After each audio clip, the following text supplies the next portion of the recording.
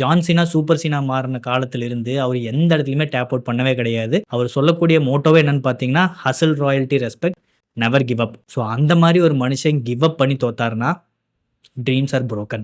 சீனா ஒரு பக்காவான ப்ரொஃபஷனல். ஏன்னா பிராக் லெஸ்னர் கூட ரெசல் பழுசல அந்த மாதிரி ஒரு சுச்சுவேஷன்ல வந்து அவ்வளோ கேவலமா தோக்கணும்னு அவசியம் கிடையாது. பட் கம்பெனி ஜான் சீனா கிட்ட நீ இப்படிதான் தோக்கணும்னு சொன்னாங்க. He made it work out. என்னோட இந்த லைஃப் இந்த WWE இந்த ரிங்குனால தான் காரணம். இந்த ரிங்குக்கு நான் எல்லாத்தையும் கொடுத்துட்டு போகணும் தான் அந்த மனுஷன் நினைக்கிறான். ஸோ WWE வந்து ஜான் சீனா கிட்ட கந்தர் உன்னை டேப் அவுட் பண்ண வச்சு தான் ஜெயிப்பான்னு சொன்னா ஜான் சீனா நோன்லாம் சொல்ல போறதில்ல. அவர் அதுவும் பண்ணிட்டு தான் வெளியே போவார். பட் WWE இந்த அளவுக்கு கேவலமா ஜான் சீனாவை தோக்க வைப்பாங்களான்னு கேட்டா எனக்கு சொல்ல தெரியல. காரணம் என்னன்னா இன்னைக்கு WWE போர்டு மெம்பர் TKOல இருக்கக்கூடிய ஒரு மிகப்பெரிய பிளேயர் ராக்குக்கும் ஜான் சீனாவுக்கும் நடுவில் எந்த அளவுக்கு ஒரு பிரச்சனை இருந்துச்சுன்னு நம்மளுக்கு தெரியும். அவங்க வெளியே கேமரால சிரிச்சு பேசிக்கலாம், பட் மனசுக்குள்ள அவங்க 2 பேர்த்துக்குமே மிகப்பெரிய ஒரு ஈகோ கிளாஷ் இருக்கு. ராக்கோட ஈகோல உச்சகட்டம். ஸோ ஜான் சீனா உன்னை வச்சு செய்யறேன்னு ராக் நினைச்சா he can do it. But அதுக்கான ஆப்பர்ச்சுனிட்டிஸ் ரொம்ப ரொம்ப ரொம்ப ரொம்ப கம்மி.